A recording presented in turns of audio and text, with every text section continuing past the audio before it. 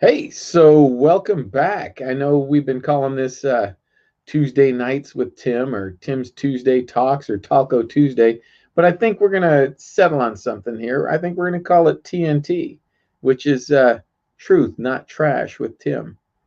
Anyway, I like it. I think it sounds good, and I'm gonna try always to give you the truth. I'm gonna tell you what I find, and I'm gonna tell you sometimes how I interpret what I find. But I'm gonna encourage you to look at the stuff. I'm gonna encourage you to go out and search for your own facts. I'm gonna encourage you uh, to learn the truth, and hopefully I don't mislead you. Hopefully, and if I do, please let me know. If you find something that I did or said wrong, just get right back to me and let me know right away, and we'll get all over it. Anyway, I wanted to continue this talk we have about VF. We all know what VF is. I don't gotta spell it out for you again. And it's getting hot and heavy. I mean, um, look at the lawsuit filed in Georgia. Look at the court said that, hey, you cannot reset those voting machines until they've been inspected. Look at the lawsuits filed in Nevada, in Arizona, in Pennsylvania, Wisconsin, and now about to be filed in Michigan as well. So they're out there and it's happening. And who was it? Sidney Powell says, "Release the Kraken." Well, I mean, hey, we all have a dog in the fight, right? Um, and some people watching this might not necessarily be Trump fans. Um, I personally think that Trump was the right guy for the job at the time, and I think we could use 4 more years of Trump. I'm not going to lie to you. He can be abrasive and he can be aggressive, but guess what? We need that. We need that. We need we need people to say what we think, right? That's what we need. So I want to talk a little bit about this voting, the scamming, some of the fraudulent stuff that's going on. And I want to let you know this isn't something new. This has been around for a long time, a long, long time. So let's get a little brief history. So let's start out with um, the first widespread fraud that was committed through mail-in voting, mail-in balloting, and it happened to be through military ballots, right? So military folks have been able to vote via mail, well, for quite a long time, since the Civil War, actually. And with that being said, um, the 1864 election of Abraham Lincoln was the beginning of the widespread VF that happens in mail-in balloting and always happens in mail-in balloting. Mail-in balloting is just inviting this type of stuff to happen, right? So check this out. This was a recent article, came out before the election, so um, we can't say that it's was biased because of the election, that it came out because of the election, that somebody's trying to. Let me make that a little bigger for you. Um, so yeah, don't miss this. So in this is the subscription, so I'm not going to subscribe to it. But in the Civil War, when Abraham Lincoln was up for re-election, they found that somebody got a hold of, and it was his opponent, McClellan. Somebody got a hold of a bunch of his ballots, and I'm going to get down to just something real important. This section right here. Now this one. So Donahue, he was one of the generals that was out there supervising some of the elections, and he saw something was crazy, and he alerted people to this. So, and you guys can go look at this article. It's in the Washington Post, and I'll put a link into it. But right here it says, and you can see my little cursor on there. It says it was revealed during the conversation that around 20 co-conspirators were already at work in D.C. to aid in the plot to deliver votes to McClellan. The following day, Wood watched as Donahue and his crew formed a sort of assembly line, passing blank papers along to one another to be signed with the names of active enlisted men, wounded, and dead soldiers and officers who never existed. Wow, does that seem a little familiar? I told you last week and the week before about a buddy of mine who was able to find quite a few actually dead people that voted in the current election just by doing a search, just by searching for some dead people in the newspaper from months ago, right? Obituaries, not just months ago, but sometimes years ago, and then cross-referencing them with the current voter database. And he was able to find people. So here you are, Civil War. This goes all the way back to the Civil War, guys. And it's kind of an amazing thing. So lots of stuff to talk about there. And that's history. That's facts. It's proven. It's around. It's in the history books. We can all look it up. I encourage you to look it up. I'll make sure that there is a link to that at the end of this video. So that's first and foremost. Well, what happened in 2016? Well, let me backtrack for a second. I've been telling people all the time that a peaceful transition of power has only been denied or fought or resisted twice in the history of our country. One was during the Civil War, or at the beginning of the Civil War, right? When Lincoln won, that was the catalyst, because he wanted certain things that our country wanted, and the South wanted to secede from our country because of those things. So that was the first time that we had a non-peaceful transition of power, right? And who were the aggressors of the non-peaceful transition of power? Well, it was the Democrats, wasn't it? And then once again in 2016, when Trump won, they had already decided to impeach him and to not allow him to be the president, and to make him seem like he was an illegitimate president, and to do everything they could to stop his presidency, to end his presidency, to prevent him from putting together policies and procedures and move our country forward at any measure, at any cost. I got a letter from a congressman that said they knew they needed to impeach Congress or impeach Donald Trump just within days of the time that he was elected, let alone put in office. And you see the reports out there about how they wanted to impeach him on Inauguration Day. They were talking about it just minutes after he was finished his acceptance speech.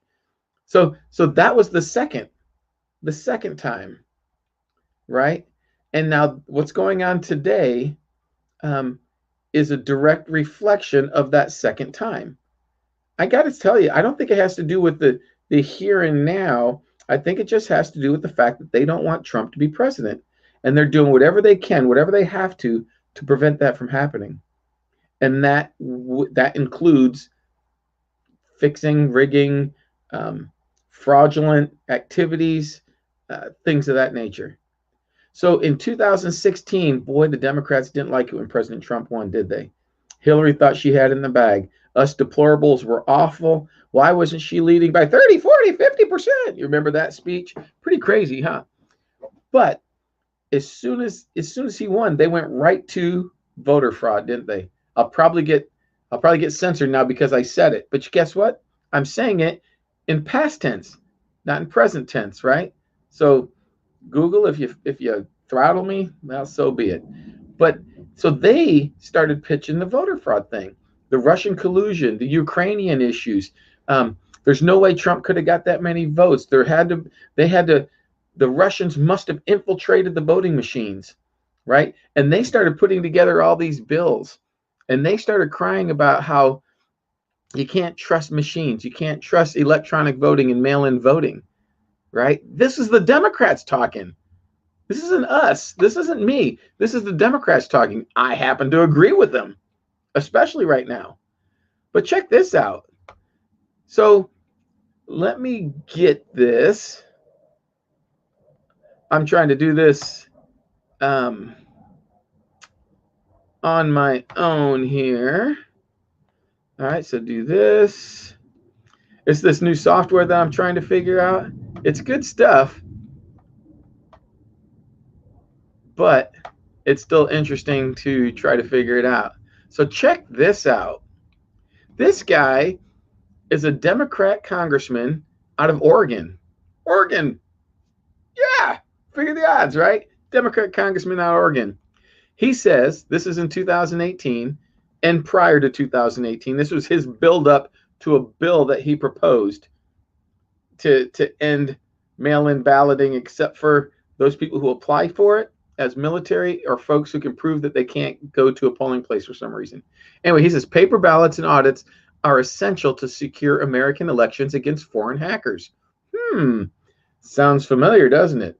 Of course, this was coming from the Democrats when they didn't like the results of the 2016 election. Now that you and I are saying it, we're conspiracy theorists. We have these foil hats. I'm going to make a foil hat and wear it next week. That's what I'm going to do. But it talks about it. Look at this. Washington, D.C., Senator, and he was a senator, I'm sorry, not a congressman, Senator Ron Wyden, Democrat, Oregon, sounded the alarm about the urgent need for paper ballots to secure American elections against foreign hackers in testimony at the Senate Rules Committee. Wow, that is a big deal. And he's not the only one that was out there talking about it. Even our friend AOC was complaining about VF and collusion and Russian players when she got into office a couple of years ago. And so the Democrats, they didn't like the way the elections were ran either. I mean, they really canceled out a whole bunch of these things. And so what we need to do, let me see if I can get back to this full-size picture. What we need to do is we need to take a lead from the Democrats. I mean, they were trying to say exactly the same thing that we're trying to say now. We were actually in agreement with them. And we could have did something about this during the Trump administration. I think we should have. And if we ever get the presidency and both houses back, I think we have to do something about this. We need to stop mail-in voting, mail-in ballots. We need to stop that. The only people who should get those are people who apply for it and are approved to get them because of circumstances that prevent them from getting to the polls. So that's pretty impressive stuff. And this was the Democrats. Wow. So let's go back to this. See if I can. I am going to go to a different page. There I am.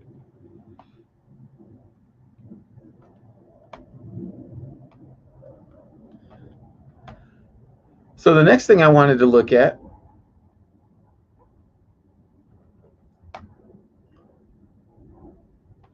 if it's going to let me do it. Doesn't look like it's going to let me do it. So the next thing I want to look at is a section that talks about the different systems that are out there. Actually, you know what I really want to do? I want to introduce you to a guy. This guy's name, and I'm going to pull it up here for you. This guy, oh gosh, you know, I need to dual screen this thing. Let's see if I can get to it this way. Doesn't look like it.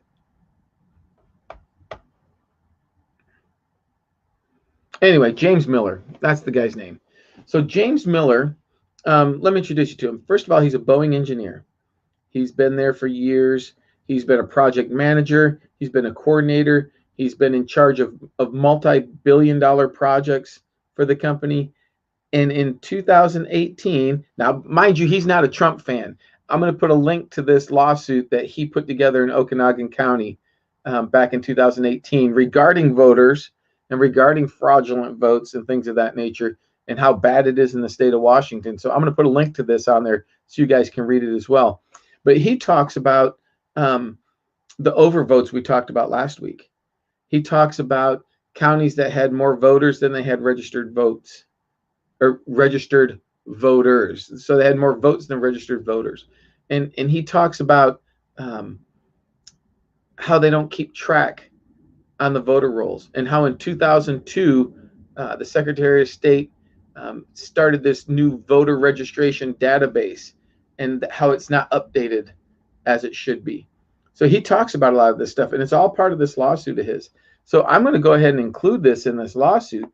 But the fact of the matter is, we need to be reading this stuff. We need to be learning about this stuff. I read this entire lawsuit at work the other day. I mean, while I was on break at work the other day, and it's pretty interesting stuff. Very interesting stuff. So James Miller, and we're going to talk a little bit more about James Miller. It's called there's something out there called the Miller Project, and you can look it up online and find it. It's specifically Washington State stuff. But if it's happening in Washington State, you can believe it's happening in other places. And a lot of the stuff he's talking about is the same stuff that they're talking about on the national level today. He was talking about this stuff 2 years ago. And once again, like I said, he doesn't seem to, when I read this, he doesn't seem to be much of a Trump fan. Actually, there's some stuff in there where he doesn't talk very highly of Trump in particular. However, he doesn't care about the candidate in the sense of VF. He cares about the country and the integrity of the vote. So look up the Miller Project. I'll put a link out there for that too. Once again, I'm not trying to give you all the info out of all these different things. I'm just looking at this stuff and thinking to myself, wow, this makes sense. I mean, walks like a duck, talks like a duck, right? We can deny it till we're blue in the face. But if it doesn't make sense, then we need to figure out why. And if something in your mind says, hey, wait a minute, I'm looking at this, I'm looking at that, I'm looking at that, and it doesn't add up to what the media is telling me, I would use your own thoughts, your own noggin, and your own intuition, and start digging a little deeper. That's what hundreds of thousands of people did in the walkaway movement when they started realizing that the Democratic Party and the media were lying to them in more cases than not. And I'm not saying they all crossed over to the Republican Party. I'm not saying that at all. But what they did was they left the Democrat Party and they left the mainstream media. And that's why places like Newsmax and OAN and some of these other online sites and these blogs that you see are doing so well, is because of folks like that. So let's get rid of that one. And we're going to look at another one that has something to do with the same stuff. It talks about the different, come on, open up if you please. Yeah, so scrap corruption, written electronic voting now. So this is more current. This is something that the well, actually, this came right out of this guy's complaint, out of Miller's complaint. And he talks about this. And he says, these are the key players. Here, let me blow it up for you guys. And then let me pull it up for myself. So these are the key players. So you got Smartmatic, Sequoia, Diebold ES&S Dominion, which is kind of the same company, Heart Interactive, and then you've got this consulting firm, Lord Malik Brown. And so I'm actually going to put a copy of this underneath. It's in the Miller complaint, so you guys can see it there. But I'll put a copy of this underneath the video if I can figure out how to do that. For being such a computer guy, I'm not much of a computer guy, huh? That's why I'm learning this stuff.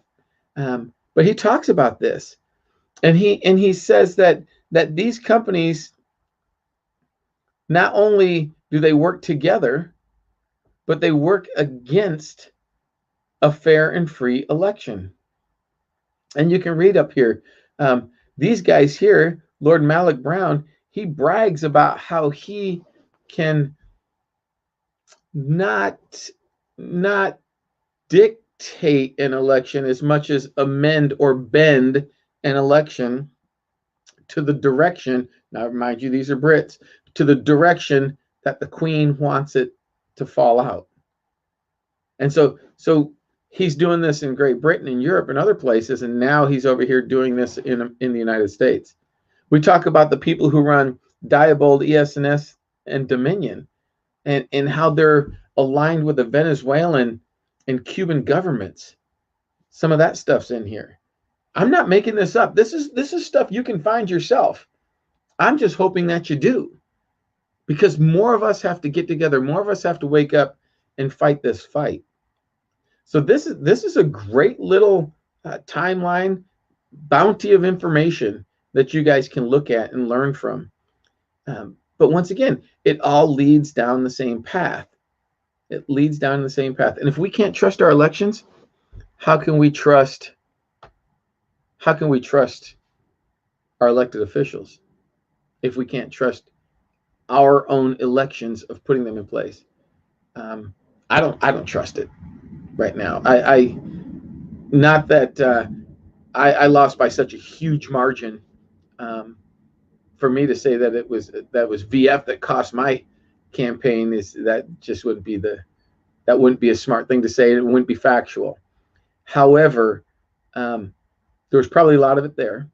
That's first and foremost. And second of all, I don't know how miserable the state of Washington is going to have to get before they start thinking that they need some conservative values and some realistic future plans, rather than just doing what feels good right now for the here and now. Who cares about tomorrow? Thank you, Inslee, right? With the exception of the corona thing. And we're going to start talking about the virus a little bit too in the next episode. But so that's pretty important stuff. So I'm going to get rid of that. And then we are going to look at something else while we are here online. Where is it? Where is it? Is that it? I don't know if that's it. We're going to take a peek at it. No, I must have lost it. Must have lost it. That's the Washington Post story we talked about. And that was the voter fraud back in the 1860s, 1864 actually. And you know what? It was close. Lincoln might have lost that election if that voter fraud hadn't been found out. He might have lost that election. Wouldn't that have been crazy? So, with all that being said, I was going to talk to you about the Constitution in the last episode. And so let's pull that up real quick. So in the Constitution, it talks about who is in charge of voting. So I'm going to bring this up. And we are going to, I'm going to pull it up for you guys here in just a second.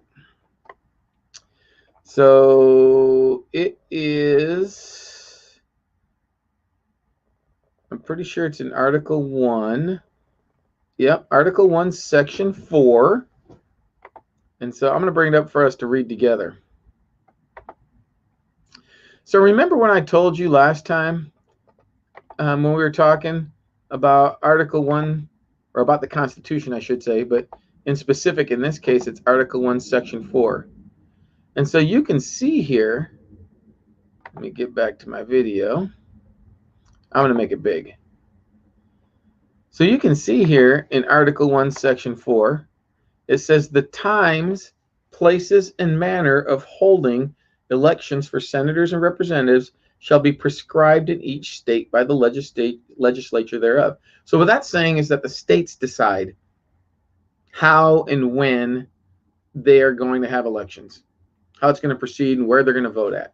It says, but the Congress may at any time by law make or alter such regulations, except as to the place of choosing. And so they can't say where somebody has to go vote, but they can say how. So remember last week I talked about it. I said, hey, maybe the federal government needs to step in and say, if a federal election is involved, it has to be on paper, in person, by registered voters who have been pre-registered and known to be eligible voters with an ID to prove who they are. The federal government could require that. It doesn't, the states don't have to do it. Remember, I told you it could go either way. A state could require it on their own, but the federal government could require it across the board. And there it is in the Constitution. Free and clear, easy to read, very concise words that you don't even have to mix them up. You don't even have to try and interpret them. It is what it is. And so why can't we do that? Why can't we do that? And you know what I was thinking about doing is maybe in the next few we'll talk a little bit more about Constitution. We'll just take a chunk of the Constitution and talk about it. Maybe we'll spend 3 or 4 minutes on that each week. But it's right there. It's right there. And if it worked for hundreds of years, and it's worked for hundreds of years in all kinds of other countries, um, why aren't we voting in person? Why aren't we casting our ballots?